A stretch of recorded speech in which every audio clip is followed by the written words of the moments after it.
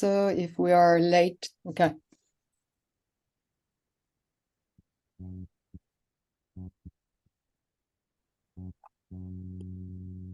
Okay.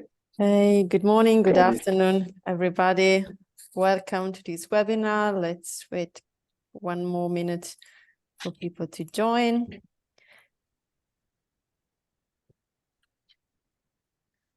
Okay, we see a lot of people joining. I'm very glad to see you. So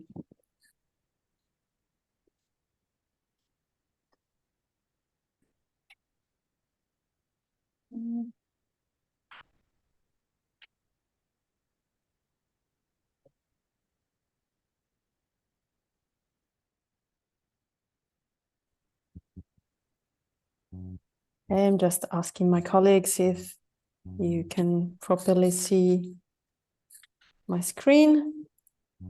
Yes, all good, Sana. Thanks.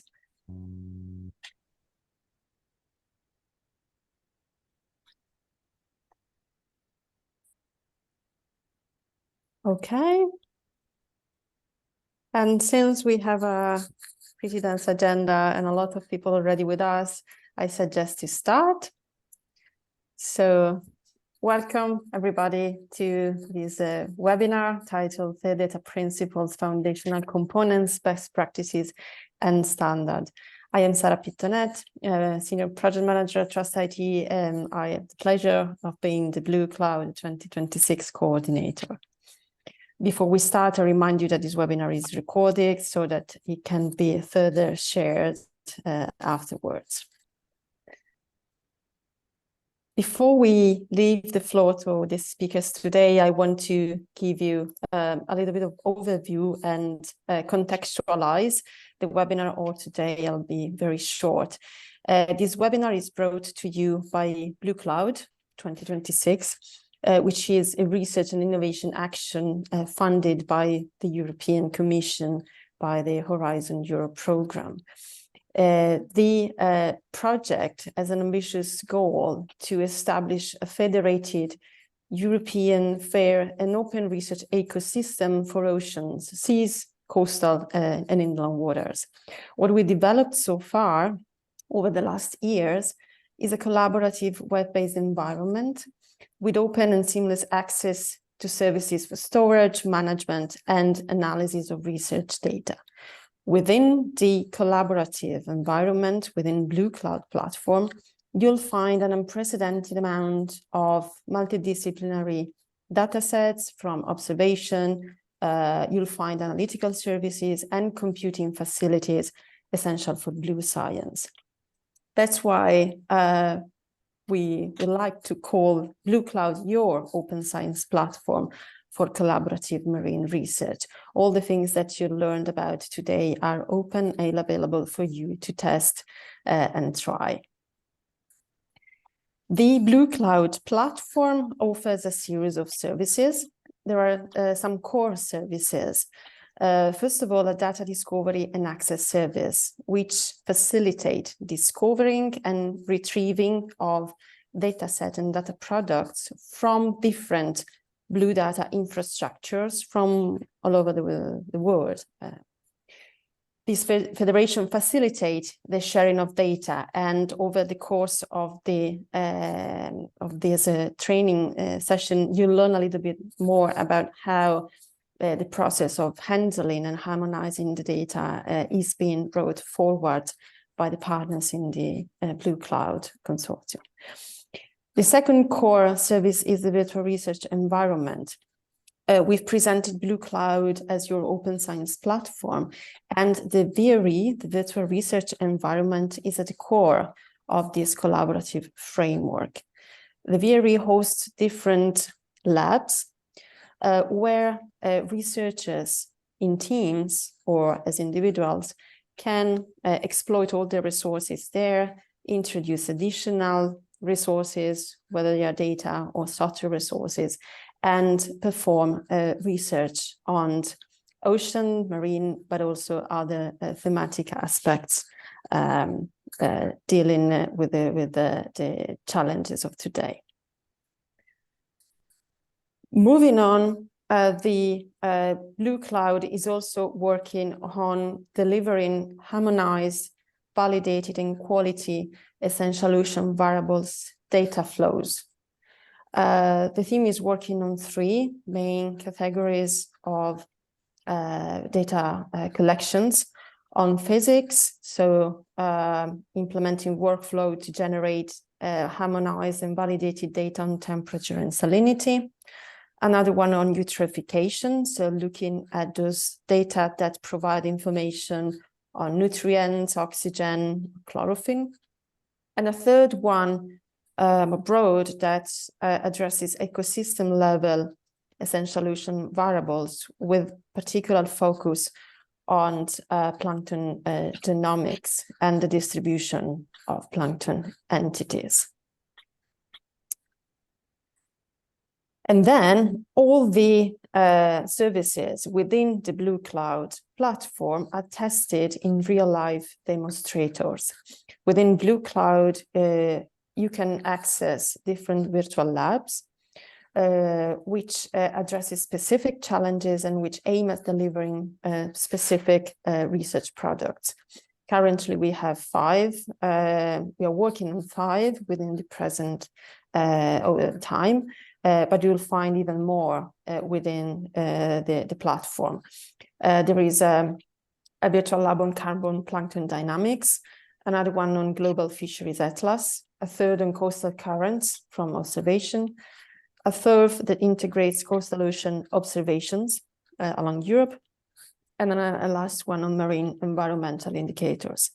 They are all brought together by a collaborative effort of different partners located in different regions of Europe. So having introduced a very broad level, and of course, I do not expect to offer you a complete and detailed vision of Blue Cloud, but at least I hope I gave you an insight of the potentiality of this open science platform. We come to the webinar of today. Within this framework, we know that in order to ensure and stimulate collaboration, we need to engage with other users and train them in a way to talk the same language when addressing these challenges. That's why we have introduced this training academy, which is organized as a series of lessons and materials to guide you as potential or current users of Blue Cloud in utilizing the services, but also in bringing in and explore similar challenges and solutions in applying FAIR foundational components into the way you handle with data and data products. Well, the Training Academy is built in partnership with GOOS, IOD, with UNESCO, the International Oceanographic Commission in particular, and with EuroGOOS, the European branch of the Global Ocean Observing System. While, of course, you'll meet today different colleagues from different research institutes that all together contribute to the Blue Cloud fatigue. Today we start, so I'll now leave the floor to the colleagues to this first of the series of webinars dedicated to the FAIR data principles. The webinar has the aim to explore challenges and solutions in applied FAIR principles within the marine data communities. You'll see examples from Blue Cloud colleagues and externals who are exploring similar solution and adapting similar solution to reach similar objectives in improving the way we handle and exploit data for doing ocean and marine research. This is the agenda of today. So I'll soon give the floor to René Garello from IEEE and one of the Blue Cloud 2026 partners, who will introduce us to this journey and will talk about interoperability in the marine domain, through FAIR best practices and standards. Then we'll have a series of practical examples from the Blue Cloud experience. One is brought by Peter Thijs, Maris, a partner, one of the key partners in Blue Cloud, who will explain what are the most recent developments to achieve fairness in support of the virtual research environment, such as the one Blue Cloud is developing. It will be followed by Alexandra Kokinaki from the National Oceanographic Center of the United Kingdom, and as well a partner in Blue Cloud. She will also give example on how to improve marine data fairness with some end users development and introducing some tools and research examples. They will be followed by Simona Simoncelli from the Italian National Geophysics and Volcanology Institute, and Alessandra Giorgetti from OGS in Italy as well. And they will talk about data harmonization, validation, and how we aim at reaching qualified data collection for further reuse. Last but not least, we'll hear from Najla Redberg from the Research Data Alliance, how similar topics are tackled by international communities working within and under the umbrella of the Research Data Alliance. And with that, I have these slides just to show you from where you come today. So we are really pleased to have such a rich audience. So we are receiving interest from you all that you're spread all over the world. And with that, I thank you already for joining us, and I leave the floor to René Garello. Thank you.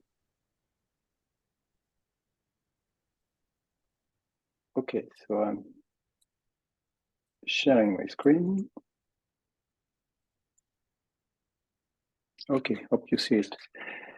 So the topic is about interoperability and mainly through, at the same time, the best practices, the standards, which are kind of together, and of course, the FAIR principles. The presentation was prepared by myself and Jay Perlman, both from IEEE, I come back to IEEE later, and Pauline Simpson, who is working with you and with us on Blue Cloud 2026, and she's at UNESCO. So IEEE is the Institute for Electric and Electrical Engineers, and it's worldwide. It's a non-for-profit organization, and which sections, they call it like that. And so in France, we are the IEEE France section, and we are accredited to be a partner in the European project. Okay, next. So interoperability in the ocean, that's mainly in the ocean, of course.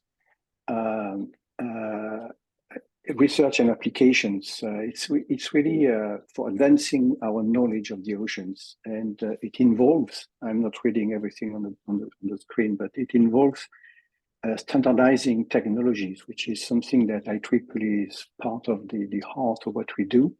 You have already tried to connect or plug different electrical devices, and that's an IEEE standard very often. This case, of course, the standards are not electric or hard or soft.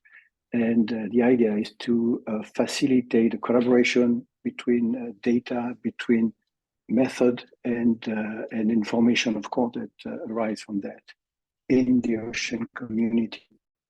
So that's why we are connected to ocean best practices. We are also part of this development.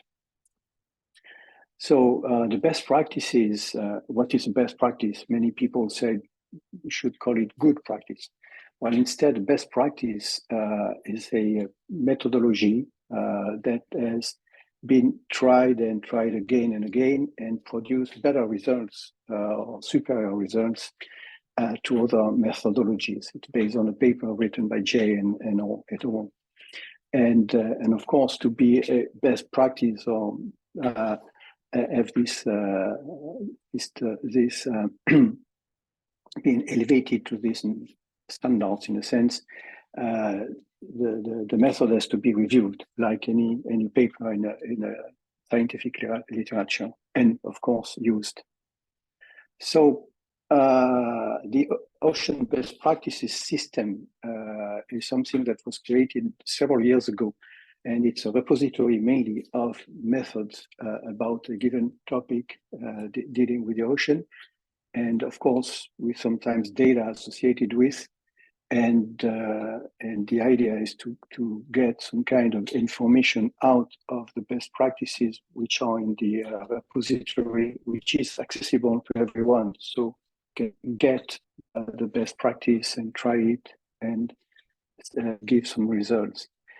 Our BPS IEEE is kind of a member, so to speak, of a BPS, which is and that's somewhere down the slides. The BPS is under UNESCO IOC IOD, and the idea is to use IEEE for the standards in connection or collaboration with OGC. So, as we said, the best practice has to be endorsed. So basically, the slide speaks for itself. It must be identified by the community, reviewed formally, selected by an expert panel, and then it's endorsed. So just not something new in terms of the scientific community, research community. In terms of maturity, going from 1 to 5, of course, the best practice or the practice, it starts with a practice that is promising, but an ad hoc, but it's not documented. And then we see something that is connected to the FAIR principle. So it must be findable, it must be repeatable, as you see here. It must be adopted. That's number 4. And finally, it's mature. So it's endorsed and used. So in order to connect to the FAIR principle, there is, I think it's the next one. Yeah. The FAIR principle, which is described here, the usual sense, meaning, I mean, of the FAIR principle: findable, accessible, interoperable, and reusable, of course. We follow that in terms of best practices, and possibly in the end, achieving the FAIR requires standardization. So findable, what we have, the data and materials, they have enough metadata to be unique and persistent, and they're accessible in the repository and adjustable, of course. And then they are interoperable. That is, they use a format which is accessible and which is shared with the community, whatever the language for knowledge is used. And finally, of course, must be, and it is reusable, and you see that in the last part here. The data have a license, for instance, and they provide information that can be trusted. So as I said already, then it's a next and final step before being a standard, which is this one, the slide. So the standards set a set of document guidelines, which are including the specification, all the criteria established and accepted by everyone to be a norm. It's normative. That means that the standard provides a consistency in what when they are used as standard or in a standard way, and of course a set of rules that everyone can follow. So they are the way to provide innovation, because there is a baseline of accepted practice and you can build upon it to develop new technologies. So what is the bottom line for the standards and best practices?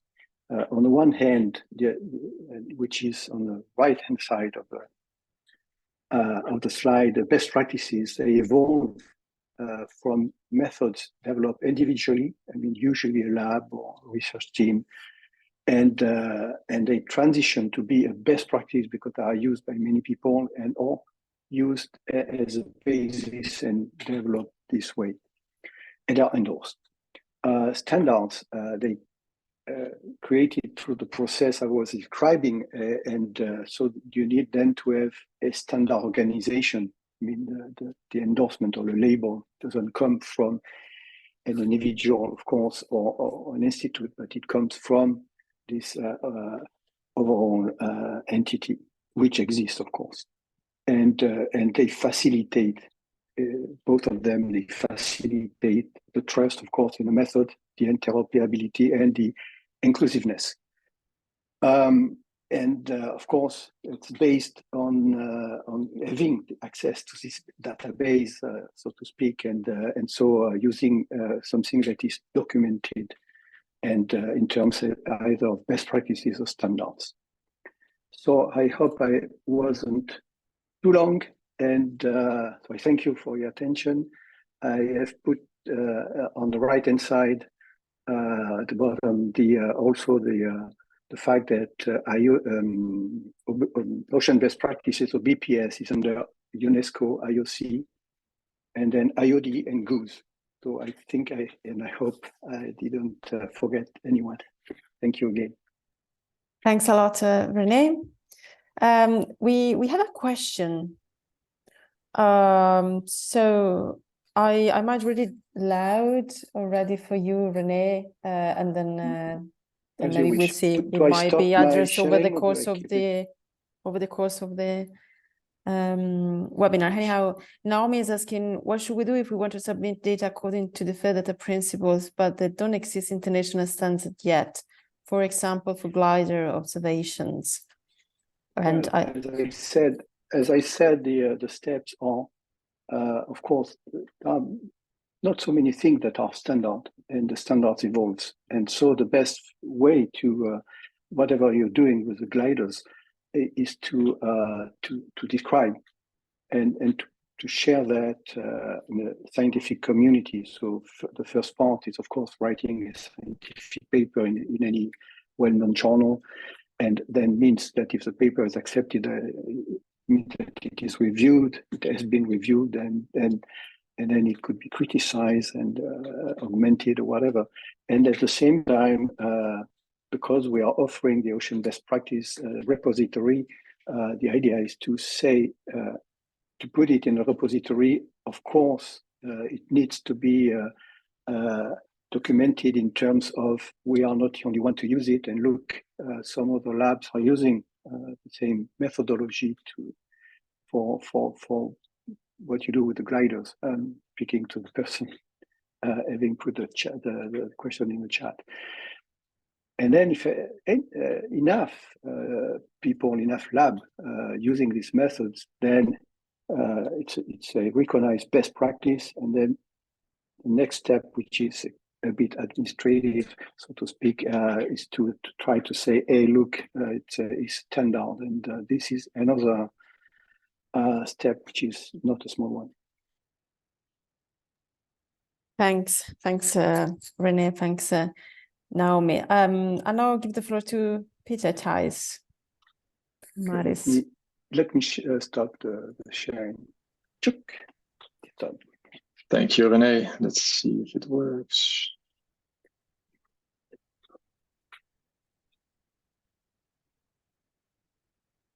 Yeah. Let me know if you don't see my perfect. screen. Okay, works. Perfect. Okay, good morning, afternoon, evening. Thanks for joining. I'm going to talk you through the process and developments to achieve marine data fairness. My name is Peter Thijs from Maris. My colleague Dick Schaap is technical coordinator of Blue Cloud, and we're working on the data discovery and access services that underpin, for example, the virtual research environment in Blue Cloud.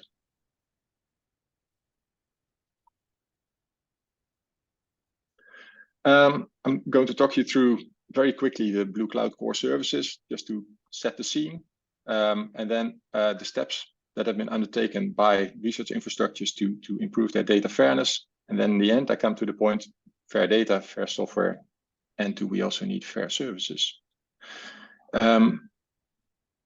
So if we go to the core concept, and Sarah already introduced it to you. We have at the top, we have the virtual research environment, a cloud platform where users can work with certain services, visualize data,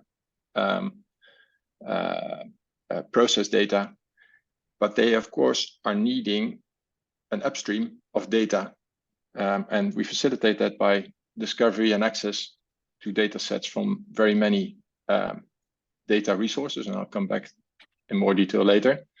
And what is important, that data is not of all kinds of standards, but it's actually standardized both in the metadata as well as the data files according to OGC, ISO, and using as many vocabularies as possible. So this is an overview at the moment of the blue data infrastructures, as we call them. You see those on the left, which go from really genetic data, EMOTnet, which is very wide, from physics, bathymetry. We have biodiversity data, Eurobis, Wekio for the Copernicus data. Well, you can see them, and they are all connected as blue data infrastructures via the data discovery and access service towards the virtual research environment that is driven by T4Science, Wekio for also data processing, and EUDAT for the data storage. And in the end, that has led to, at the moment, more than 10,000 data files that you can search for and then browse to and download. And for the sake of time, I'll go quickly through it. You actually can, here you can see an illustration. You compose a kind of a search on various facets based on the metadata that is published by the blue data infrastructure. You can look for location, you can search deeper for certain parameters, and once you found the data sets, you can push them, so you don't download them, but you push them in your Blue Cloud VRE data pool to further work with. Yeah, this is a very large diagram of Blue Cloud, but let's focus on the one that I've identified there in the middle. That is where the data discovery and access service is, and it links in, and we do a lot of work with actually brokering the metadata, but also brokering to the services to actually call the data and be able to draw in the data that the users have selected and feed them into that data pool. And yeah, for the value of the data and the usefulness of the data, it's very important that the data infrastructures, the data providers, they publish their data as optimized in fairness as possible, as findable, accessible, interoperable, reusable. Well, you've seen it at René's presentation. And there's been a lot of work already ongoing, and not only in Blue Cloud, but also, for example, driven by a project called FAIR, where there was a lot of work with quite a lot of these data infrastructures to improve their machine-to-machine services for the accessibility of the data. To upgrade their metadata models for the reusability also, but also interoperability, and expanding, for example, certain vocabularies. And this, in the end, has resulted into better data availability, improved more metadata, and easier access. And there's a process, and if you're interested, please look it up. It's the FIP process, driven by the GoFair initiative, and that is actually for a data provider, which can be national, which can be a data aggregator. It is guiding. It provides guiding on making implementation choices to actually fulfill all these FAIR metrics that there are. And in the FAIR project, many of the data infrastructures underpinning Blue Cloud have gone through this process. And yeah, let's make it a little bit practical. What it has led to is that the blue data infrastructures that were involved, and also the ones that are involved in Blue Cloud, we agree on them. So we're not immediately running into standards, but at least we're agreeing in the community on certain good practices and maybe later best practices if we can document them, which is an alignment of the vocabularies. We look mainly at the NERC vocabulary service, but sometimes also to others. We improve the use of persistent identifiers throughout, so both on the data sets as well on the metadata. Well, maybe you see some acronyms here that are not known to you. Maybe they are. There's the linked data, RDF, DCAT AP standard for metadata, or also for describing your service. We're using Sparkle endpoints, which is machine-to-machine accessible, because that's what FAIR in the end is about. It's not for human users, it's for machines. And that makes it really a step heavier.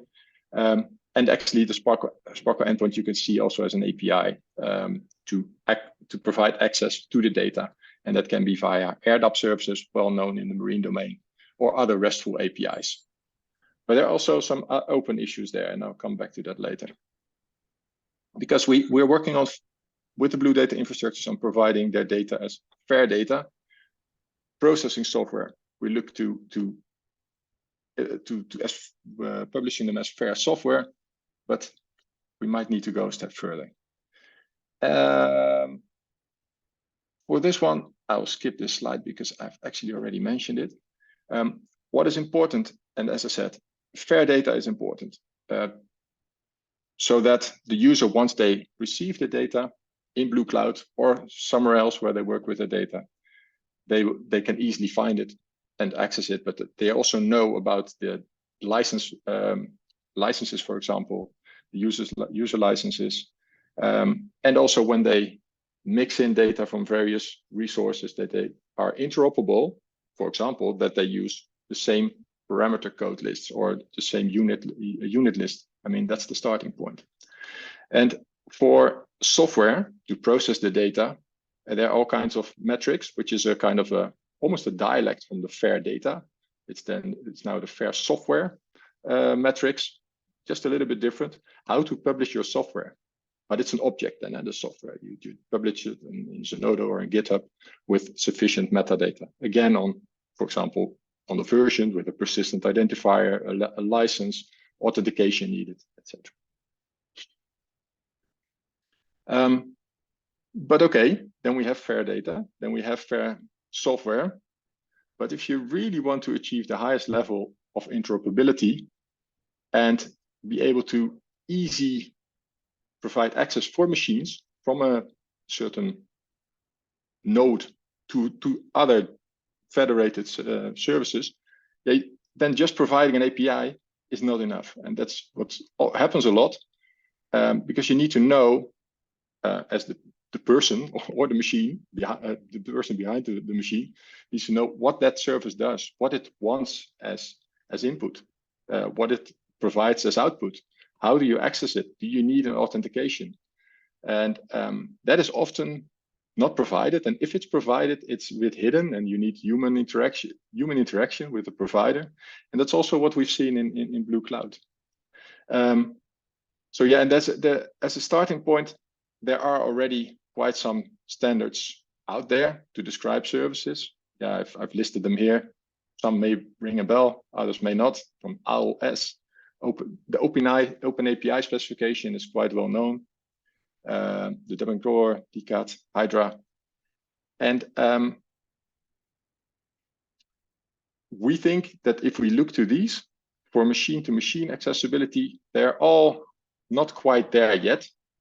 And in Blue Cloud, and also in a related project called FAIRease, we're going to the next level to make some work on and base it on what is existing to describe what you could do as a recommendation first, but later maybe this will feed into becoming good practices and best practices, how you can best document your service. And once these recommendations have been drafted by FAIRease, they will be tested in Blue Cloud, because of course it will need quite some implementation before you actually have that working in an operational infrastructure, as Blue Cloud is. And we're looking for examples, expertise that exist in other domains or other infrastructures. So if you're interested in this and want to stay in touch, I do this work together with, among others, Alexandra, that will present after me. So we're open and I look forward to share also your views and experiences to us. Thank you very much. Thanks a lot, Peter. There are a couple of questions I'd like to bring in already. One relates to the onboarding process of data and data providers in Blue Cloud and how it works. Of course, maybe you can provide a short explanation on how we work with data aggregators. And Peter, the participants was asking what are the responsibility for a data manager in a project like Blue Cloud, but I think the question is more how we deal with them in bringing in the data. Yeah. I mean, we at the moment we focus really on the main Blue data infrastructures that we have in Europe. In the Fair East project that I mentioned, we go even beyond. We go multidisciplinary, but in Blue Cloud we focus on the European Blue data infrastructures, and with them for the inclusion, we work with the developers behind their metadata and data access systems. We first check their metadata publication services, harmonize that to a common metadata model, and feed that into the portal. If we see open ends, we ask them to update that, to add additional metadata, and then as second step, we look to level 2. We look to the data access. So if you have the metadata, via the metadata, a certain data record identified, how can you order and download that one? How can you access it? And that is a one-on-one based process at the moment with the data provider to upgrade that. So the Blue data infrastructures are on board themselves. They have some resources to also upgrade their service. But it still has resulted in, as I said, a kind of one-on-one, brokered solution to each of these services, because the services were not all fair, as I tried to describe it, because they were not fully machine-to-machine documented and accessible yet. And I mean, it's rather a newer concept, but we will work with them, hopefully, under Blue Cloud 2026 or after, with the work in Fair East to start developing this. Long answer, sorry. Yeah.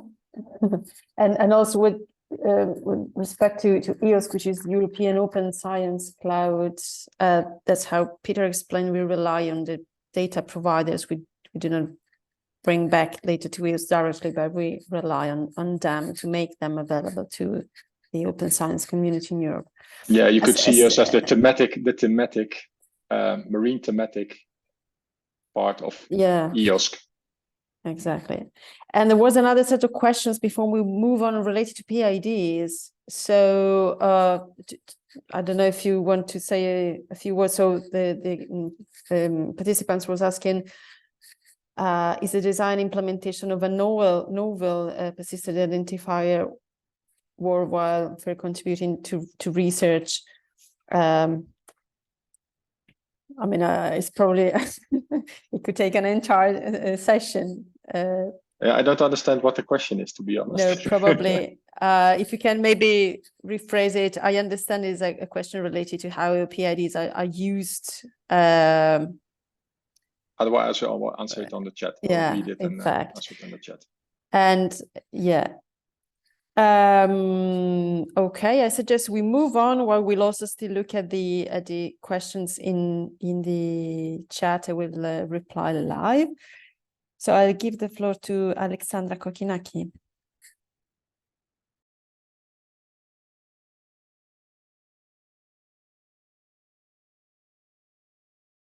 I'm here. So I'll share my screen.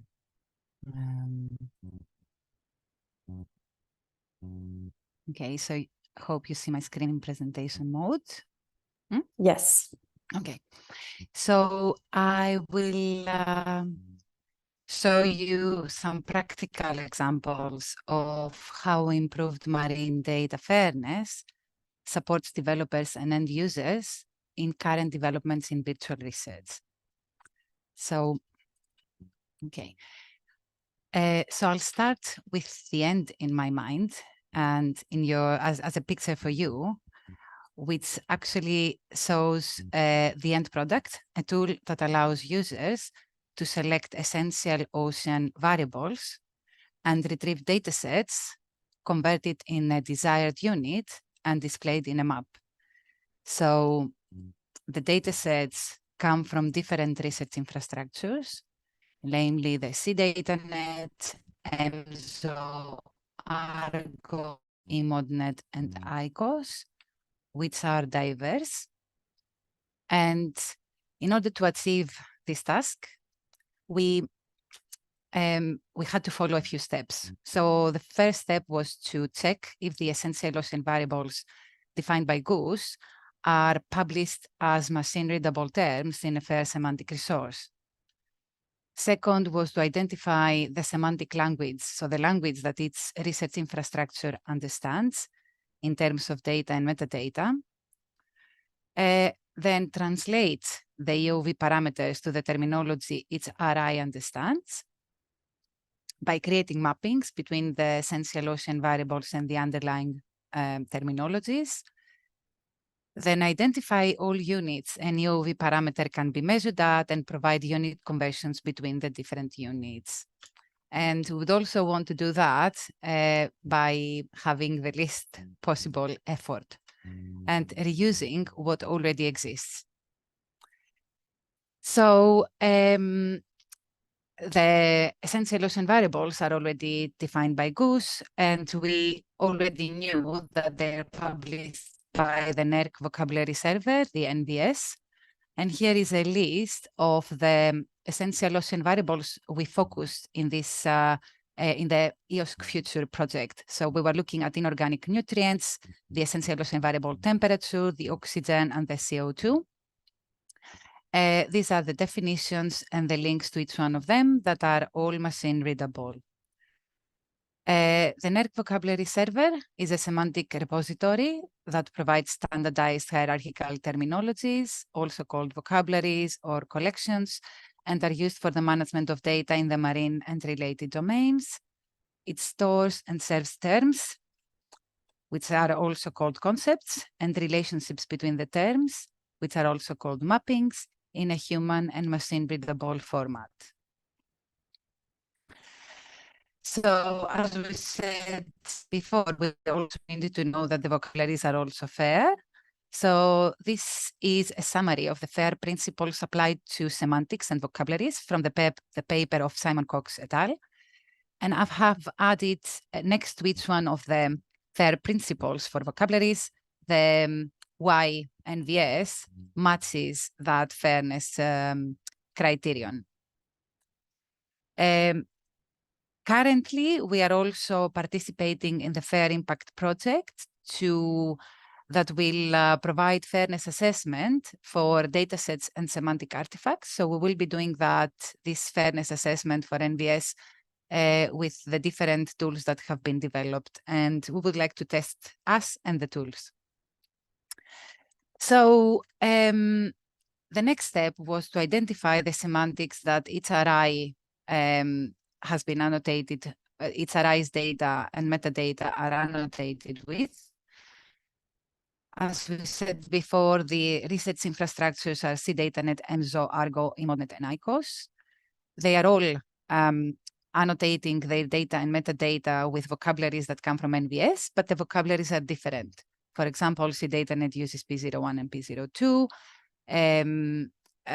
Argo R03, eModNet P35, which means that they don't speak exactly the same language in terms of parameters. This is the description to each one of these vocabularies. We tend to call them with this P01 or P35, but I know that this is not everybody is familiar with them. Thankfully, all of the vocabularies are annotated with the same unit of measure that comes from the P06 unit of measure vocabulary that is hosted by NVS as well. So what we needed to do was to actually provide mappings between the essential ocean variables and each one of these different vocabularies, and really between terms to terms. And because essential ocean variables are quite low granularity parameters. One essential ocean variable is mapped to many of the high granularity terms that you can find here. So this is how one type of mappings could look like. For example, from mapping the sea temperature to the P01 vocabulary, and then the P01 being mapped to R03 and to P09, and then having to do that with the CF standard names vocabulary, and then having to do that with more terms. So the mappings could be a lot, and they had to be manual, and they had to be maintained. So what we did is that we dropped this strategy, and we looked into the iAdapt framework, which is really an ontology that is primarily designed to facilitate interoperability between existing variable descriptions. And this is how the ontology looks like. And what it does, it makes variables interoperable by providing a common method to express them. And I will show you an example on how we did that. So this is the essential ocean variable oxygen, which is the amount of dissolved oxygen in seawater using water column measurements. According to this ontology, we defined this term as a variable set because it's an aggregated variable. And then we use these three properties, 1, 2, and 3, to define this parameter. So we said dissolved oxygen has applicable property concentration. Dissolved oxygen has applicable object of interest, the oxygen, and it also has applicable matrix, the water body. We then had to publish that in the NVS, and this is how it looks like in the NERC vocabulary server. So all these properties are mapped here, and they're also provided in a machine-readable way. We did that for each one of the highly granular parameters. For example, the P01, we defined it as a variable, and then we expressed it as a has property concentration, has object of interest oxygen, and has matrix the water body. And instead of doing the mappings one-to-one manually, the next step was to actually write queries that would fulfill these criteria and extract these parameters. So I would say find all the P01 parameters that have property concentration, whatever is here, have matrix the water body, and have object of interest the concentration, the oxygen. So that became easy using the Sparkle queries and saved us from a lot of mappings. This is how the Sparkle query and the results looked like, and all the mappings that we retrieved by inference. Next, we had to deal with the unit harmonization. And the strategy here was not to reinvent the wheel, use what already exists, internally and externally, and discuss with the domain experts. And that's what we did. And that's why we decided to use it, which is a public charity non-profit organization founded to provide semantic specifications for units of measure, quantity, kind, dimensions, and data types. And they have a Sparkle endpoint. So what we did is that we, for each essential ocean variable, for example, the oxygen, we associated it with all of its dimensions that the dissolved oxygen can be measured at. This is a vocabulary that we already had in NVS, P24, that lists dimensions. Each dimension is associated with many units of measure that are hosted in the P06 vocabulary. already published in NVS. And each P06 term, its unit of measure, is also mapped to a QUDT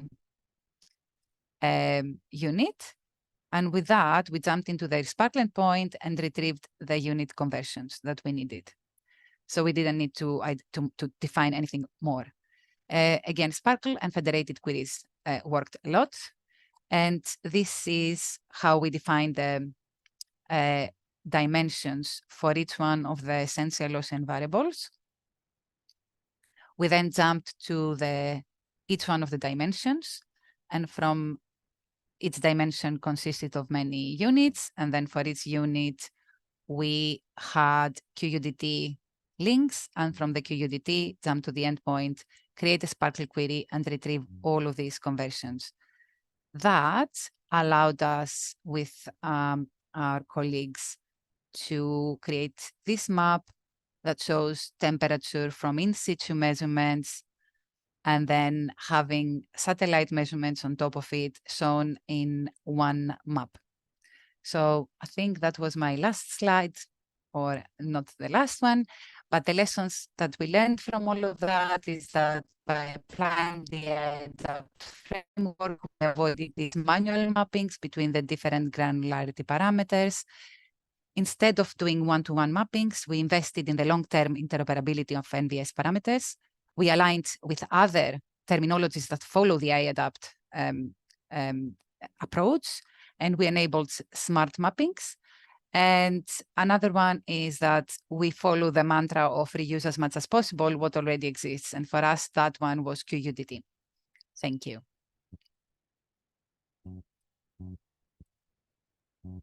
Thanks, Alexandra. Thanks a lot. I suggest to move on with the next speaker. So I give the floor to Simona now. Okay, have I stopped sharing? No. Okay.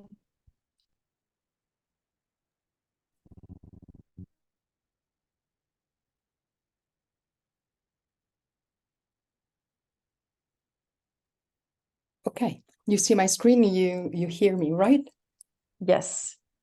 Okay, so today my objective is to convince you about the crucial role that the FAIR principle play to speeding up the workflow to derive key ocean data products. So let's start from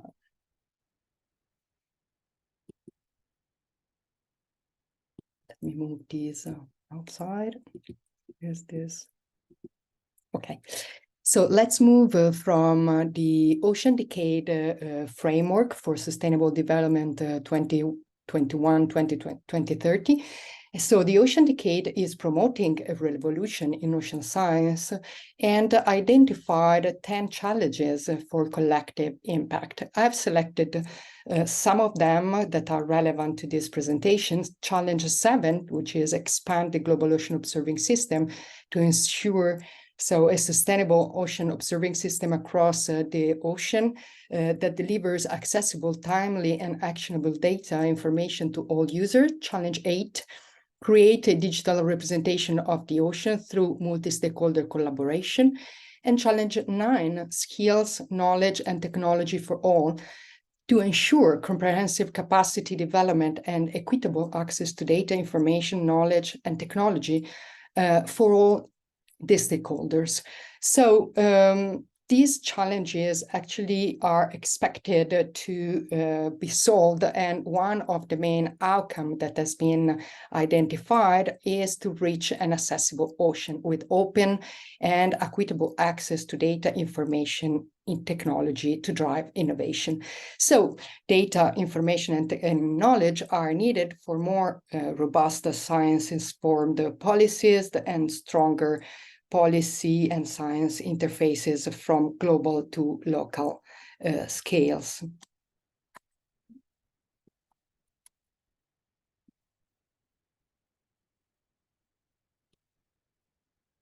The societal benefit of science can be enhanced through a community effort, so to collect, manage, and share the data that are acquired with a specific purpose, but they can be further reused. So this data-driven science is based on the open access approach, on the collaborative approach and multidisciplinary, but also relies on the development of new technology. But the FAIR principles apply to data, but also to digital artifacts, as we have seen, are really the key enablers of the expected ocean science revolution, because this will speed up the process to generate information and knowledge. So let's have a look at the ocean and the marine data value chain. So we start from a sustained observing system that is gathering data. Then these data are managed by the data provider and can be ingested into blue data infrastructure. Some examples are reported, like Copernicus Marine Service, SeaDataNet, World Ocean Database, or EMONet. These data infrastructure are integrating and harmonizing the data and creating consistent data sets. Many data sets are delivered to the scientific community, and from them we can derive the added value products like graded fields. We can do ocean modeling for ocean reanalysis, forecast, or other application. From these products, we can further derive knowledge and information like monitoring indicators for decision-making, anticipatory planning. And now let's look at the first block, at the first step of this chain. Let's focus on the data lifecycle and management. So if we are a data provider, we gather data from the marine environment, and we can process this data from the raw data level, adding, for example, automatic procedure or delay mode and reprocessing procedure, or derive integrated data products. At each of these level of complexity, let's say, data analyst and manager can add information in terms of metadata, and the PI can perform a different quality control procedure. These data can be published through data publisher, get a DOI assignment. We can produce a dataset paper, or just give availability in a scientific paper of our data sets. So we already have some user, but this data sharing can also end up into the ingestion into the infrastructure, where the data from different sources, different instruments can be harmonized, and from them we can further derive data products. All these steps are actually possible if the FAIR principles are in place. As we have seen, quality control can be applied by several actors along with the data value chain. At the data provider level, so a primary quality assessment and quality control can be applied. Then when the data are ingested into data infrastructure, standard format and metadata are checked. But then a secondary QA can be implemented by the data infrastructure. Another level of QC is performed by the information producer that is generating other products according to the specific requirements and the specification of the products. All these steps are providing feedbacks to ameliorate, the quality of the data and of the derived products in terms of fairness, integrity, consistency, and completeness. So I give you an example of the SeaData Cloud data value chain. We have on your left what we call the quality assurance strategy. So SeaDataNet infrastructure is a diffuse network of ocean data center. And these data the data that are provided by the different nodes of the infrastructure are harvested in different iterations, are harvested for temperature and salinity, for example. Then data are file and parameter aggregated through the definition of standards and the definition vocabularies. These data sets are then split into regional collection and are validated by regional experts. And these validation can find different data anomalies. These data anomalies are reported back to the data provider. So each time that we complete this loop, the quality of the database content is improved. The result is the delivery of data collection, aggregated data sets on the CDataNet catalog with TOA and product information documents. And from these data sets, we derive ocean climatologies through tools like Ocean Data View and DIVA. It is possible to work for quality control and climatology derivation. What is important and that was new in this project is that to the CDataNet data, we added and integrated external sources data. And what we have learned is that integrating external sources data for climatology computation, we have a large increase of the amount of data that we have and we can use. We integrated both the World Ocean Database or the Copernicus Marine Service. One crucial step is to remove the duplicates. And here again, fair data with rich metadata description is essential to identify the best version of the data that you want to keep and to consider in your product derivation. Similar to the CData Cloud example is Emonet Chemistry that is managing biogeochemical data. What they do is similar, they do a loop. So they start from the data originators, they gather data from different data originators and from, for example, metadata from the laboratories, because for biogeochemical variables, it's important also to annotate the methodologies and the techniques that have been applied. The data, again, have been extracted, harvested from the centralized database, and they are harmonized by using Ocean Data View, thanks to the standards, again, and the vocabularies. And these collections of data are used for mapping generation. Again, the anomalies and the errors are reported to the data provider, and in collaboration with the data managers of the infrastructure, these anomalies are solved together. An example, so CData Cloud was also a pilot for cloud and virtual research environment, because for the first time we had a replication of the database content on a cloud environment to facilitate the discovery and access services. And the virtual research environment was built to create a new experience to the scientists that can have ready-to-use tools to work on the data and derive data products. So let's move on. What is the next step? What we want to do is to implement operational workflows. So what is a workflow? It is a series of activities that are necessary to complete a task, but its automation and management process is increasing the efficiency, but optimize the results and also promote transparency. So the implementation of an operational workflow relies on advanced services and FAIR principles. So again, we start from a digital ecosystem populated by different infrastructures.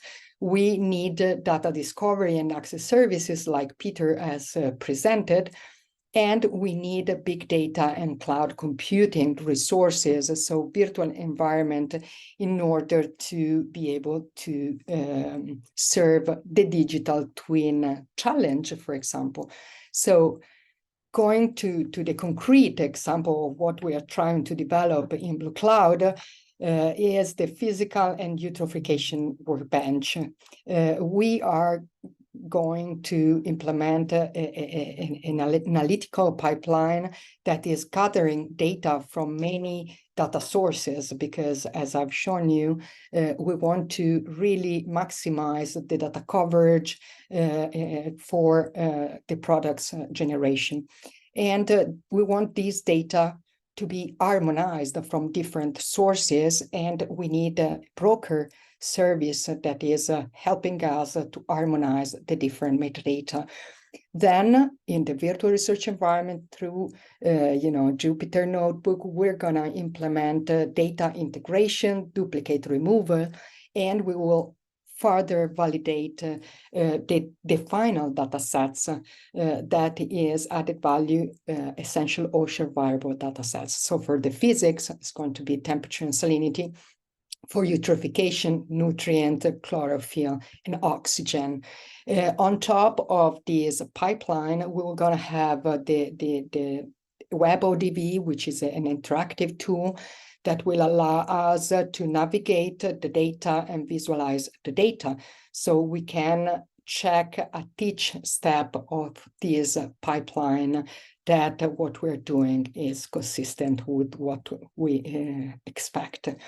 So to conclude, open science and FAIR principle drive the development of a digital ecosystem capable of supporting the preservation and sharing of a wide array of data, knowledge, and information products.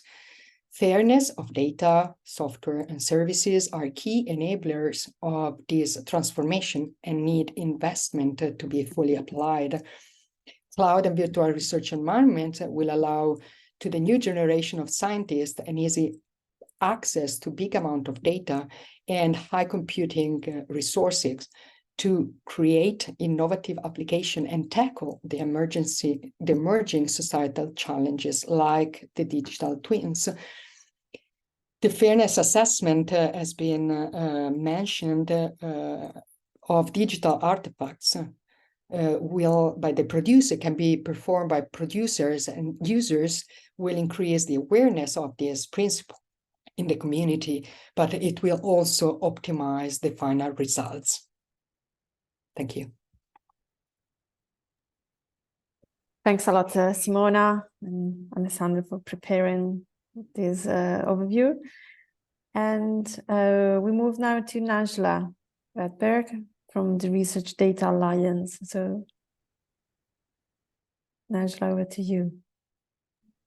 Hello, good afternoon, good morning, good evening. Can you hear me and see my screen? Okay. Perfect.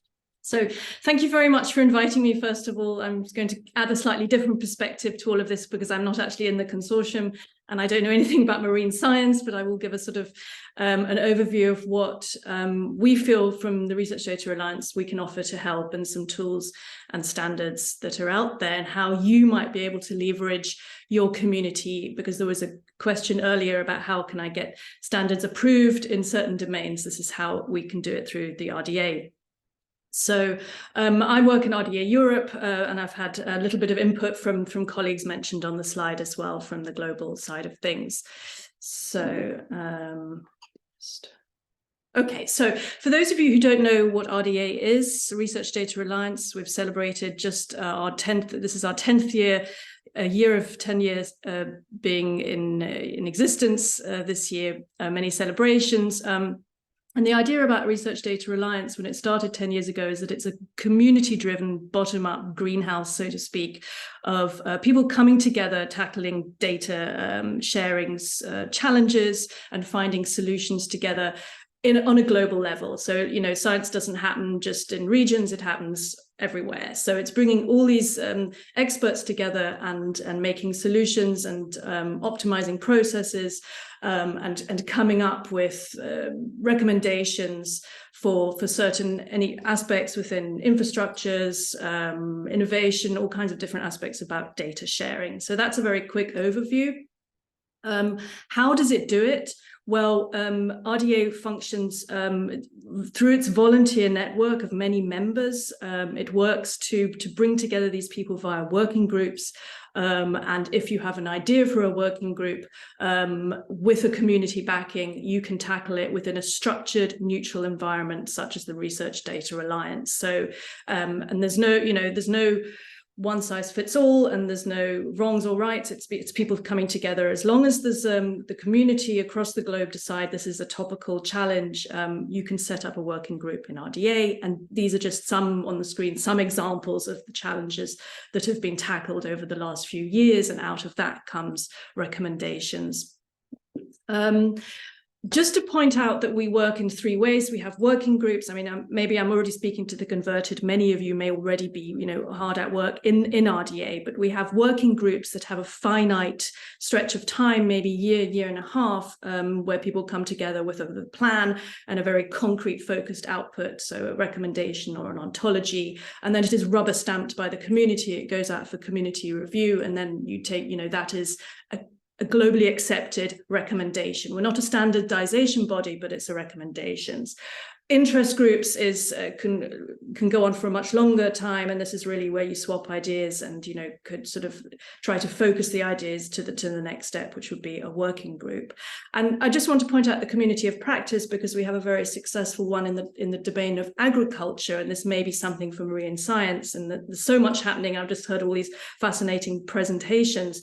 This could be something for you in an umbrella kind of way, where you could bring together all these different challenges and threads about where you'll store your data and what standards are out there. So that was just sort of to point out that we have a community of practice as well, and you could set one up in marine research, marine science.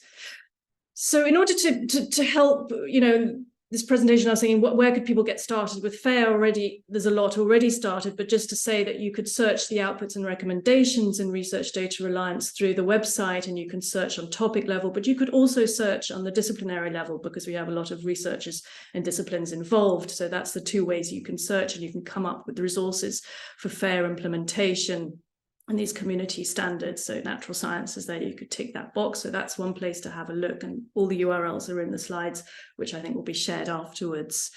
Couple of groups that may be relevant here. This is the complex citations working group. So this is also about kind of really getting incentives to share and to publish your data, but not only the data set, but also in terms of complexity, it could be the software around it or other research outputs. So there apparently is a case study from the British Oceanographic Data Centre. So they're still looking for other case studies. So take a look there, and that may be something relevant to this field. In order to implement FAIR. And then there's also the Water Information Interest Group. So this covers geosciences and another couple, biodiversity and agriculture. This could also be a group that you could look at that has outputs, and you could get involved here in terms of metadata and ontology. So I've just cherry picked a couple of examples. And also this facilitates across domain and cross-disciplinary research. So you'll meet other colleagues from across these subdomains or the domains. In terms of outputs, I thoroughly recommend the FAIR data maturity model to look at from the Research Data Alliance, which has sort of been in progress for many years, but this really helps communities start, and it sets a benchmark and sets of guidelines in order to kind of assess the data sets that you have and how you could get started in FAIR. And it's already been translated into other languages across Europe. And also take a look at the interest group for Earth, Space and Environmental Sciences, because the outputs there are a semantic resources catalog and an infrastructures catalog. And Shelley Stahl from the American Geophysical Union said, please tell your group today to join this group. It's a good group to join, and I think could help move FAIR practices along. A couple of examples, if I have time. I think we're running short. This is a small project we ran in the context of EOS Future, and this is an Arctic scientist, and he has applied the data maturity model to his community to take a look at the repository outputs and see how fair they are, and actually move the FAIR practices along within his very defined community discipline. And another one is wind energy, maybe not so relevant here, but it has a lot of cross-disciplinary, cross-cutting disciplines involved in it. That Sarah said at the beginning, they're quite resistant to sharing their data, but by bringing the FAIR data maturity model to them and really analyzing how she could start, she started a whole kind of adventure with them in making their resources and research outputs more fair. So small steps, but it's really made a difference. And these are a couple of grants coming out of a European project. I don't know if anyone's aware of World Fair. This is RDA is also involved with this, along with CoData. And this is a case study on ocean science and sustainability development. So it's many different strands coming together, but some policy aspects and really seeing about global fairness. So those are just a couple of examples that the RDA is involved in and sort of good practice. And also something to point you to, the cross-domain community workshops that have produced outputs where the experts have come together across domains and seen what could really, in terms of fair data software and hardware, where you could start resources to start from, good practices, and you can see some examples there.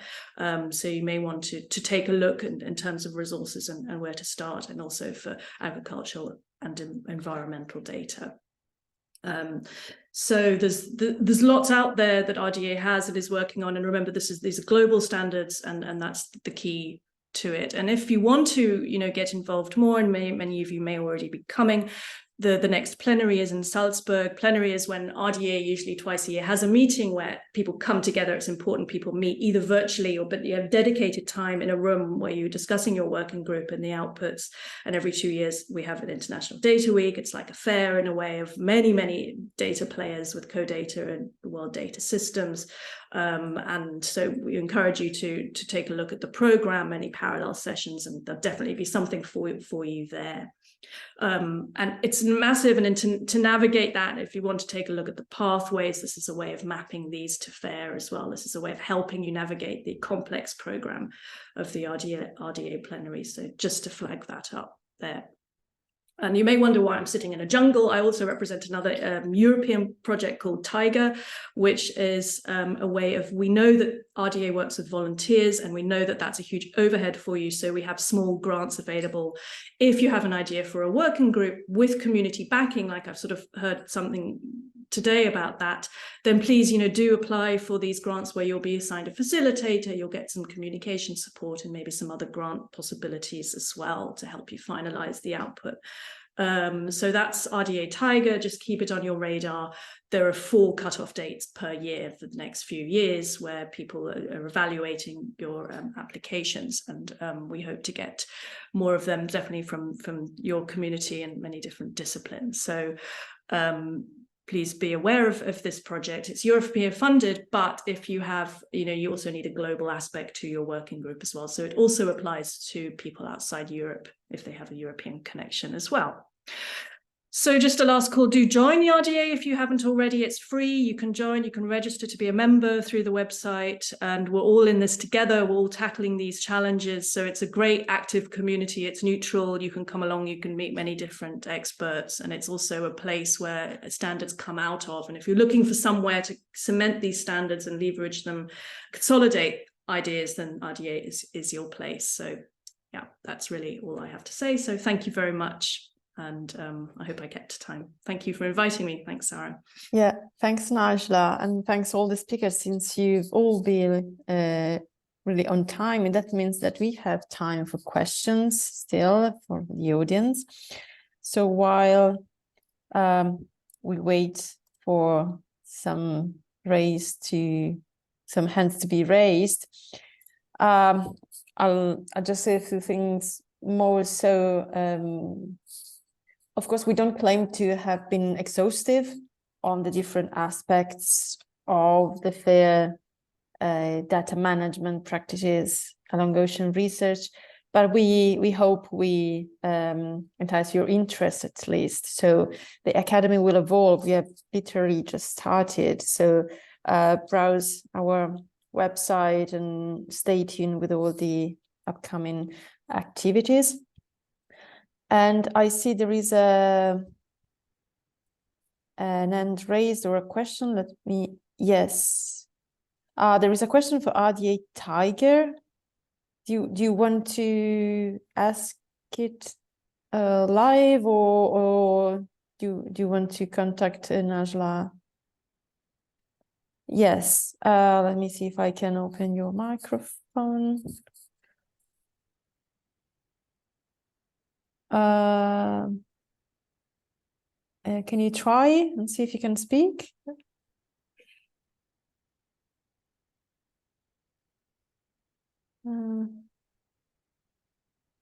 Yeah.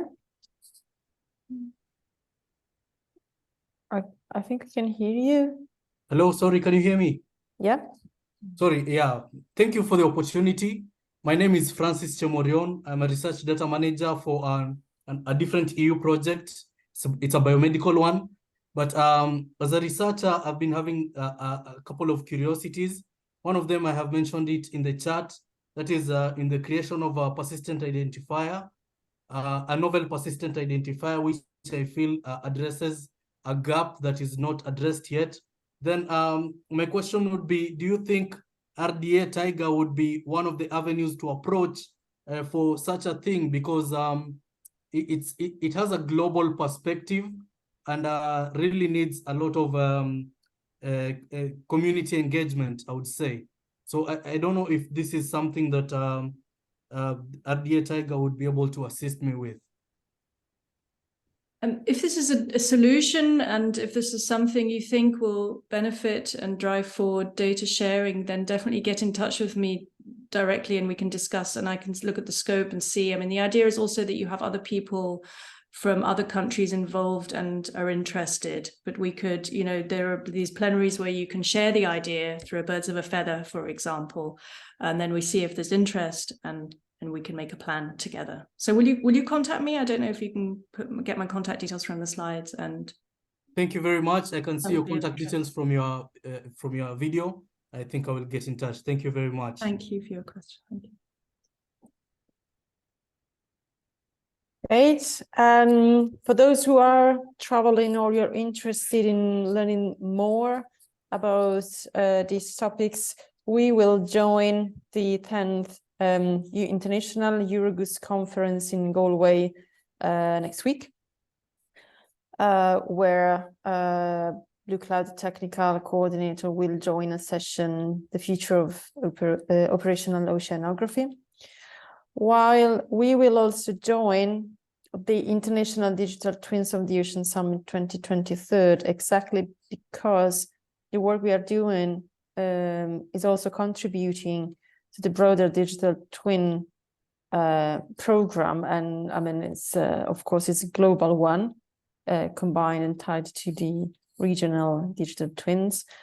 And in particularly, we will be discussing with an international audience about architectures and interoperability aspects specific for digital twins. And we hope we can contribute there as well.